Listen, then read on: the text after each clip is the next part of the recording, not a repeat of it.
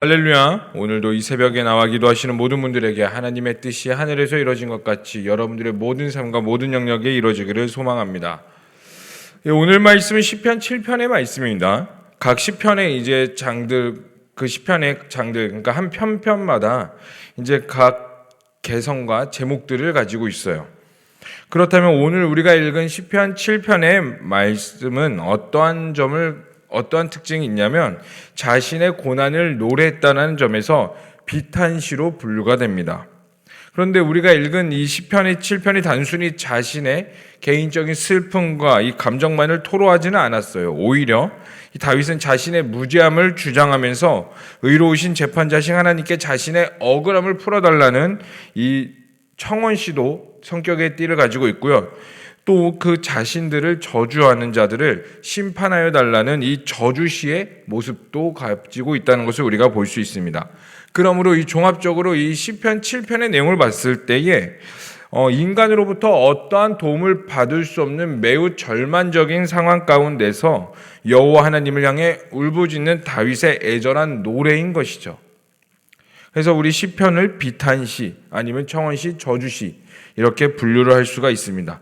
그렇다면 다윗이 도대체 어떤 상황에 있었길래 이러한 모습을 가지고 있을까요? 자, 우리 1절을 읽었는데 사실 1절 그 위에 이제 표제가 있습니다. 이 표제 다 성경에 있으시죠? 우리 표제를 한 목소리로 읽어보도록 하겠습니다. 시작. 다윗의 시가용 베냐민인 구시의 말에 따라 여호와께 드린 노래. 이런 말이 표제가 붙어 있습니다. 이 표제에서 이 다윗의 상황에 대해서 이제 우리가 유추를 해보고 추측을 해볼 수 있는데요. 우리가 읽은 개역 성경에서는요, 이 표제가 1절 위에 있는데 사실 본 시에서는 우리가 읽은 이 표제가 1절에 해당됩니다. 그렇다면 우리가 읽은 1절은 본 시에서 2절이 되는 거겠죠. 그렇다면 7장은 총 우리가 17절까지 읽었는데 원래 본문에서는 18절까지 된다는 것을 우리가 볼 수가 있다는 거예요. 그러므로 7편의 표제는 상당히 중요한 영향력을 미친다는 것을 알 수가 있습니다. 그렇다면 다윗의 시가윤에서 이 시가윤이라는 말은 방황하다, 비틀거리다라는 뜻을 가진 동사 샤가에서 유래된 단어라고 합니다. 그래서 시가윤의 정확한 뜻을 우리가 유추할 수는 없고 정확한 뜻은 알 수는 없지만 심한 정신적인 충격에서 비틀거리는 마음의 상태에서 노래한 슬픔의 노래라는 것은 분명히 알 수가 있어요. 그리고 시가윤 뒤에 베냐민인 구시라는 표현이 나오는데 성경의 그 어떤 곳에도 이 베냐민인 구시에 대해서 말을 해주고 있지 않아요. 그러나 다윗의 인생을 살펴봤을 때 이 베냐민 사람 사울에 의해서 도망을 치면서 다녔듯이 이 같은 베냐민 사람으로 사울이 도망을 할 때 가장 크게 핍박한 사람 중 하나이지 않을까라고 우리는 추적을 해보고 있습니다. 어쨌든 이 모든 것을 종합적으로 봤을 때 다윗은 자신이 가장 빛나고 하나님의 언약 가운데 근접했다고 생각하는 그 순간에 갑자기 나락으로 떨어져서 갑자기 도망자의 신세로 바뀌어서 절망적인 상황 가운데에서 하나님께 탄원을 드린 시라고 볼 수가 있습니다. 그런데요, 보세요. 이게 말이 좋아서 탄원시지 사실 이 내용들을 다 뜯어보면은 하나님께 불평과 원망과 또 원수를 저주하는 내용들을 하나님께 마음껏 올려드린 것이라 볼 수가 있습니다. 이런 다윗을 보면서 다윗이 하나님께 가장 합한 자라는 칭호를 받았지만 그럼에도 불구하고 다윗이 하나님 앞에서 완벽한 삶을 산 것처럼 보이지만 사실 다윗도 우리와 같은 모습으로 살았다는 것을 볼 수가 있습니다. 그런 다윗의 모습을 보시고 위로를 받으셨으면 좋겠습니다. 그런데요, 이 재미있는 것은요, 이 시편의 7편의 내용을요, 남유다가 멸망하고 나서 에스더 왕비 사건 이후에 이제 불임절에 낭송되었다고 합니다. 왜 불임절이 일어났어요? 이제 페르시아 시절에 페르시아의 속국에 있었을 때 유대인을 멸절시키려는 흉계로부터 구원받은 날, 이 에스더 왕비로 인하여서 유대인들이 구원받은 날을 기념하기 위해 이제 이스라엘 사람들은 불임절이라는 절기를 만들었었는데 이 불임절날 이스라엘 유대인 사람들은 시편 7편을 낭송했다고 합니다. 그렇다면 이러한 시편의 말씀을 알기 위해서 좀 더 세부적으로 이 말씀을 좀 알아갔으면 좋겠습니다. 이 7편은 총 3단락으로 나눌 수가 있어요. 3가지의 주제로 나눌 수가 있는데 우리 1절부터 5절까지를 자신을 무고하게 추격하는 원수들로부터 자신의 구원을 호소하는 내용을 담고 있습니다. 그리고요 6절부터 갑자기 내용이 전환되면서 9절까지 그러한 악인을 심판해달라는 청원의 내용을 담고 있어요. 그리고 10절부터 17절까지 이러한 자신의 간구가 이루어질 것을 믿으며 공의의 하나님을 찬양하는 내용으로 이렇게 총 3단락으로 나눠볼 수가 있습니다. 자, 그렇다면 우리가 이제 1절을 함께 좀 살펴봤으면 좋겠는데요. 1절을 보면 다윗은 처음부터 여호와 내 하나님이라고 말을 하고 있습니다. 이러한 호칭에는 사실 우리도 하나님께 많이 울부짖죠. 하나님, 내 하나님, 그리고 나의 하나님이라는 내용도 많이 있습니다.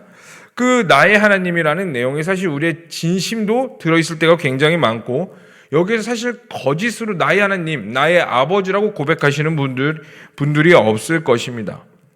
다윗도 마찬가지요. 여호와 하나님 이러한 호칭에는 단순히 자신이 힘들고 괴롭고 지푸라기라도 잡은 심정에서 말하는 것이 아니라 하나님을 향한 다윗의 깊은 신뢰가 담겨져 있다는 것을 볼 수가 있습니다.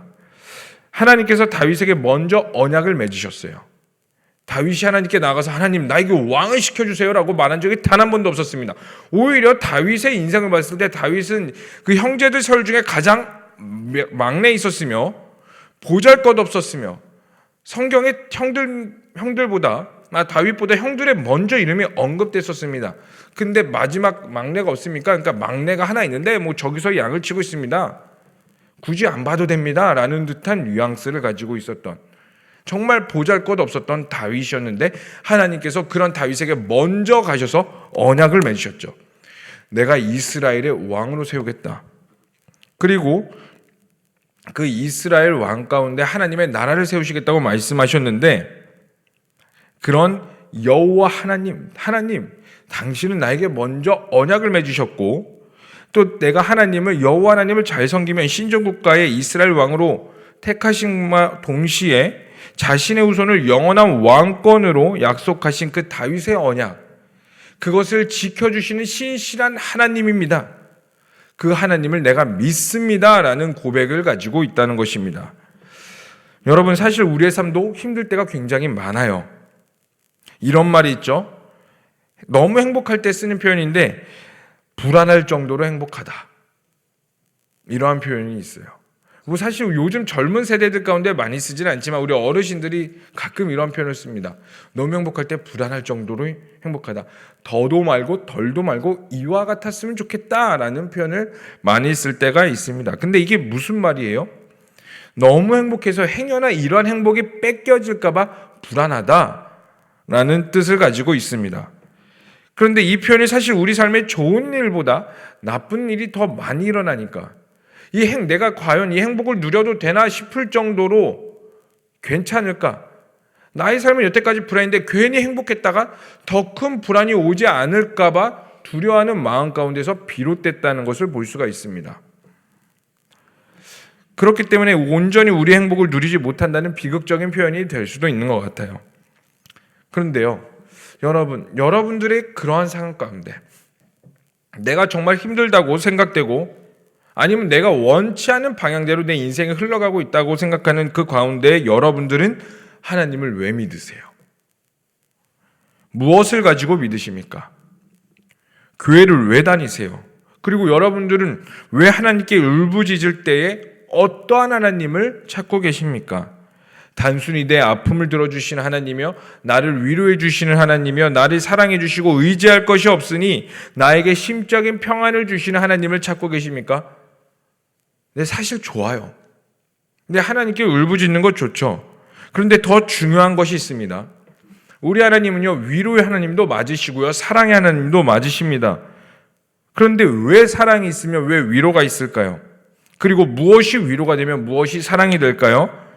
그것이 바로 따라합시다. 하나님의 언약. 그 하나님의 언약이 우리에게 위로와 사랑이 되는 줄로 믿습니다. 그렇다면 우리에게 선포되어지는 하나님의 언약이 무엇일까요? 많은 목사님들이 말하기를 성경을 압축해서 한 절로 만든다면 이 성경이 나올 거라고 많은 분들이 이야기하고 있습니다. 그게 바로 요한복음 3장 16절이에요. 우리 요한복음 3장 16절의 말씀 우리 한 목소리로 읽어보도록 하겠습니다. 시작. 하나님이 세상을 이처럼 사랑하사 독생자를 주셨으니 이는 그를 믿는 자마다 멸망하지 않고 영생을 얻게 하려 하심이라. 아멘. 이것이 우리에게 주어지는 하나님의 첫 번째 언약이라는 것입니다. 끊어졌던 하나님과의 관계에서 예수 그리스도의 십자가로 말미암아, 그래서 하나님이 세상을 이처럼 사랑하셔서 예수님이 이 땅 가운데 오셨고 독생자를 우리에게 주셨고 그를 믿는 자마다 멸망하지 않고 이제 하나님과 영원토록 거할 것이다. 영생을 얻게 될 것이다. 이것이 우리에게 인간에게 주어진 첫 번째 언약이라는 거예요. 그래서 사랑하는 성도님들, 이 언약의 말씀, 이 천국 소망을 붙잡으시기를 소망합니다. 우리 하나님은 신실한 하나님이에요. 그래서 사도 바울은 골로새서 1장 5절의 말씀에서 이렇게 말하는데, 우리 현대인의 성경으로 제가 한번 읽어보도록 하겠습니다.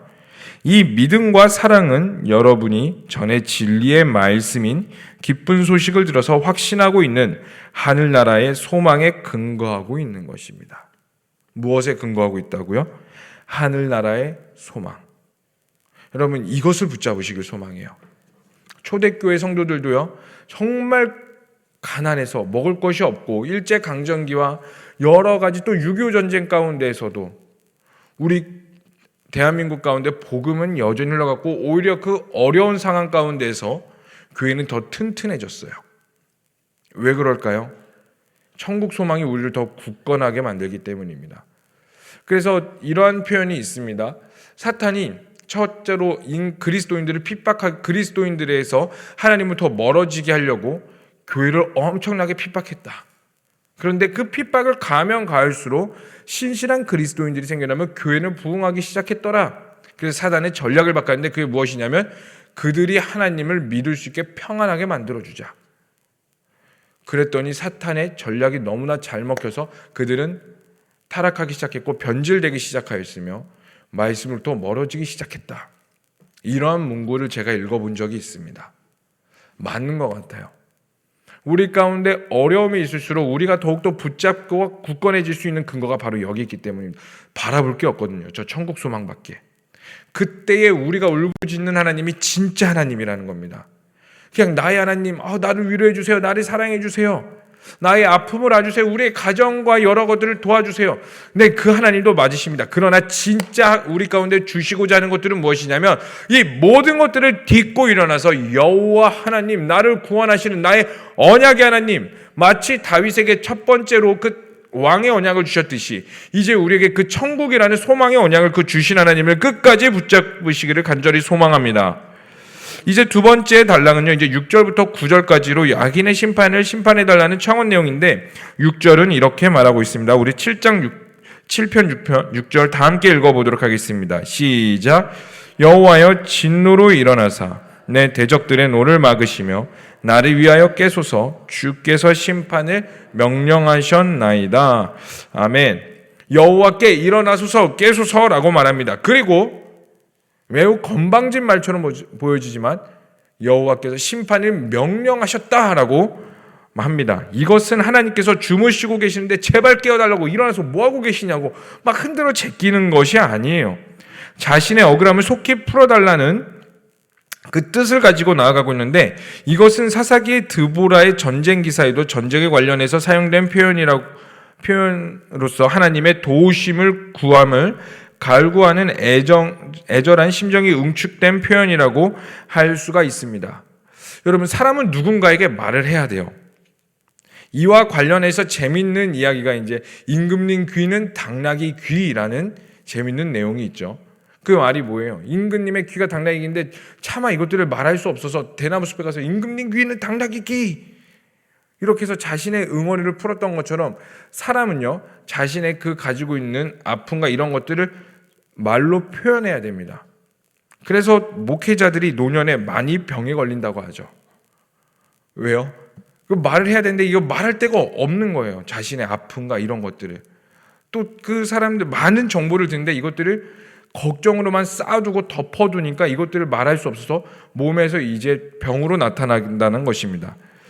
영적인 것도 마찬가지예요. 여러분들의 아픔과 어려움이 있으면 그것들을 말로 쏟아내야 돼요. 여러분, 말로 쏟아내고 토로하고 불평하는 거 여러분 때로는 우리 인생 가운데 굉장히 중요합니다. 그런데 문제가 뭐냐면 이 아픔과 불평을 누구에게 쏟아내느냐가 중요한 거예요. 이것을 하나님께 쏟아내야 됩니다. 여러분, 사실 욥기도 그렇고요, 시편도 그렇고요, 욥기도 읽어보면 욥의 엄청난 믿음의 고백을 갚는 것 같죠. 아니요, 불평이에요. 불평. 막 처음에는 엄청난 믿음의 고백을 하는 것 같지만 이 친구들과 대화하면서 불평과 불평이에요. 사람은요, 살다 보면요, 불평이 나올 수밖에 없습니다. 왜요? 그것이 우리가 죄인이라는 증거예요. 그러나 그것들을 가지고 나는 죄인이니까, 난 믿음이 연약한 거니까 불평을 하지 말아야지. 아니요. 우리가 가지고 있는 상황을 그대로 하나님께 올려드리기를 소망합니다. 하나님께 무엇이라고 말해요? 우리는요, 아빠 하나님이라고 말해요. 나의 아버지, 나의 하나님이라고 말합니다. 오늘날 아버지에 대한 이미지상이 완전히 사탄으로 의해서 넘어져서 그렇지, 원래 아버지는 우리의 피난처이며 보호자이며 모든 것을 넉넉히 받아주시는 분이 바로 아버지의 상임입니다. 그런 하나님이 우리의 아버지 되세요.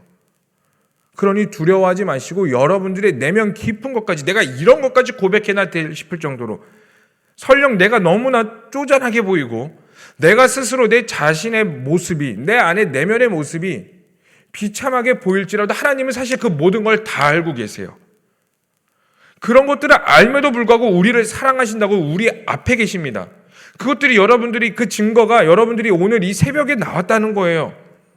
내 의지로 내 발을 가지고 내 능력을 가지고 내가 깨어서 이 자리에 나온 것 같지만 그 의지와 깨울 수 있는 시간과 나올 수 있는 교회와 모든 것들을 허락하신 분이 바로 하나님이시고, 그 하나님께서 오늘 우리를 이 새벽 가운데 부르셨다는 것은 우리의 모든 것들을 하나님께 토로하라는 그 마음이에요.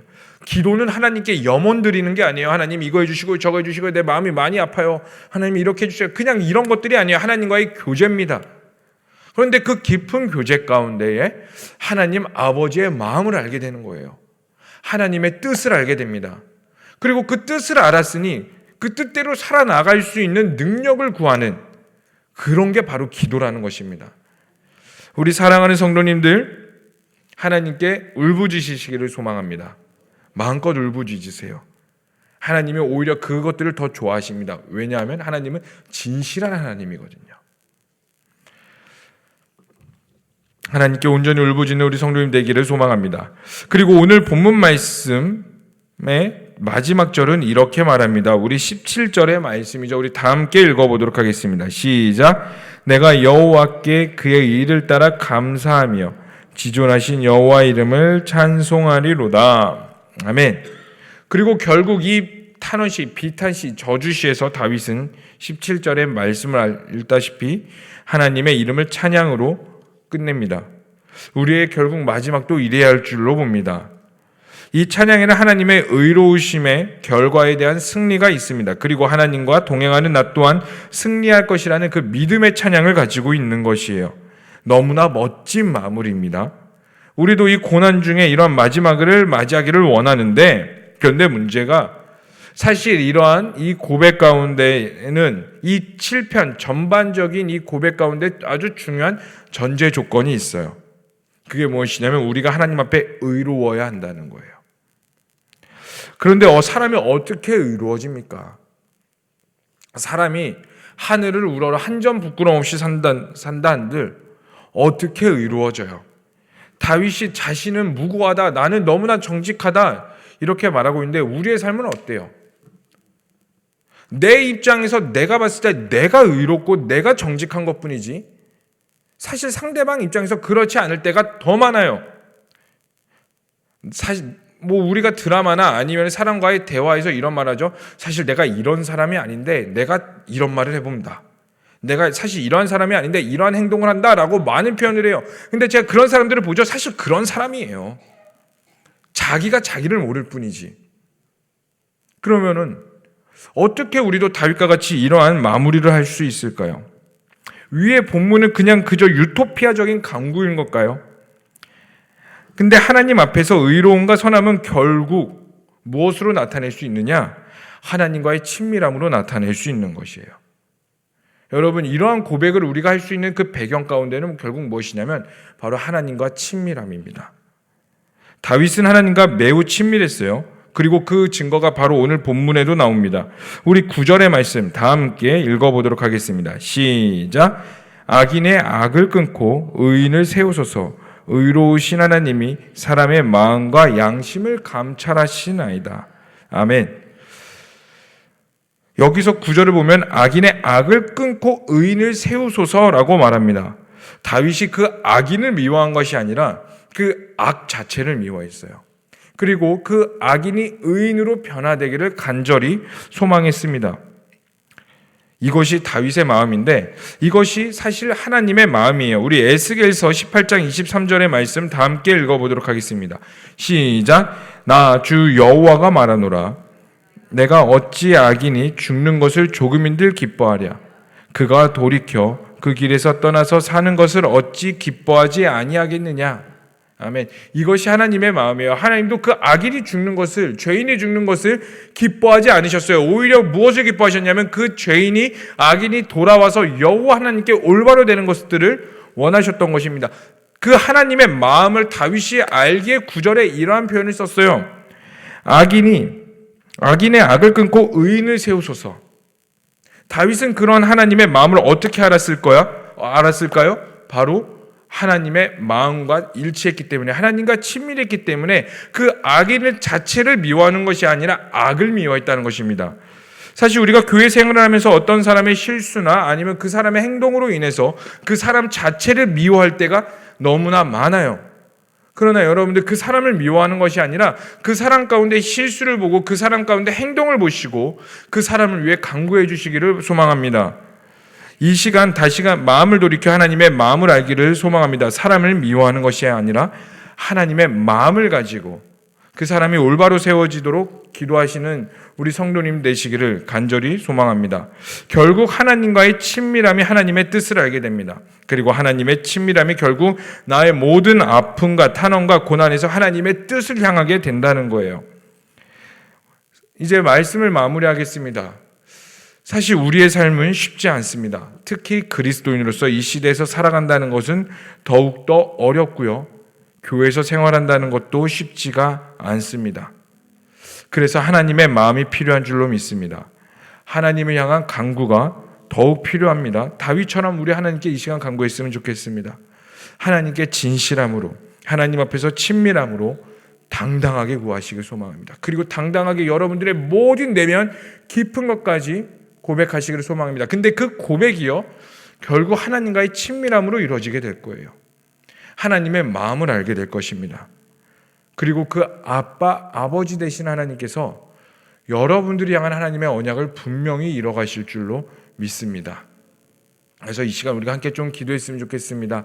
하나님, 나의 모든 것들을 아시는 주님, 나의 내면 깊은 것까지 아시는 주님, 주님께 모든 걸 고백하오니 모든 걸 들으시고 내 마음 가운데 회복과 주님의 마음이 일어서게 하여 주시옵소서라고 이 시간 우리 다 함께 주여 한번 부르시면서 기도하도록 하겠습니다. 주여, 하나님, 이 시간 우리의 마음을 주님께 애통하며 나아갑니다. 우리의 내면 깊은 것, 차마 남들에게 말하지 못했던 영역, 내 자신에게 부끄러워서 덮어뒀던 모든 것들을 여호와 하나님, 나의 하나님, 내 아버지, 내 아빠 하나님께 모든 것을 고백합니다. 내 내면 깊은 곳의 고백을 들으시고 하나님, 그 깊은 고백으로 인하여 하나님께 친밀함이 있게 하여 주시옵소서. 하나님 아버지의 마음으로 나를 돌아보게 하시고 아버지의 마음을 가지고 주님 이 시대를 살아가게 하여 주시옵소서. 우리가 그리스도인으로서 살아간다는 것은 너무나 어렵습니다. 힘듭니다. 교회 생활하는 것조차도 때로는 버거울 때가 많고 그 교회에서 사람을 상대할 때 숨이 버거울 때도 너무나 많습니다. 그러나 주님, 하나님, 그러나 우리가 하나님의 마음으로 다시 일어나기를 소망합니다. 회복되기를 원합니다. 나의 모든 영역 가운데 주님을 더 깊이 알기를 간절히 소망하오니 하나님, 이 시간 기도하는 모든 자들 가운데 성령으로 기름 부어 주시옵소서. 아버지의 마음을 알게 하여 주시옵소서. 아버지의 뜻을 온전히 분별할 수 있는 자들이 되게 하여 주시옵소서. 살아계시고 역사하신 하나님 아버지, 이 시간 나의 모든 생각과 나의 뜻과 모든 영역을 하나님께 간구합니다. 기도합니다. 어쩌면 내가 너무 부끄러워서 나조차도 덮어놓고 나조차도 인정할 수 없었던 그 모든 영역까지 하나님께 기도하며 나아갑니다. 하지만 하나님, 그 모든 영역들이 결국 하나님 앞에 친밀함이 되게 하시고 그 친밀함으로 인하여 하나님의 뜻과 아버지의 마음을 온전히 아는 자들로 세워지게 하여 주시옵소서. 이 시간 울부짖는 자들에게 성령으로 더욱더 기도의 박차를 가게 하시고 기도에 힘이 있게 하시고 능력이 있게 하여 주시옵소서. 주님께 모든 걸 맡겨드립니다. 이 모든 것을 믿고 살아계신 예수님의 이름으로 기도합니다. 아멘. 주여, 주여, 주여. 하나님 아버지, 이 시간 주님께 기도합니다. 주님께 나와 예배합니다. 하나님, 기도하는 모든 자들에게 아버지의 마음이 있게 하여 주시고 울부짖는 모든 자들에게 주님의 뜻이 온전히 세워지게 하여 주시옵소서. 하나님, 내면 깊은 곳의 고백을 들어주시고 나의 아빠 아버지 되신 하나님께서 모든 것들을 들으시고 나의 하나님과의 친밀함으로 가게 하여 주시옵소서.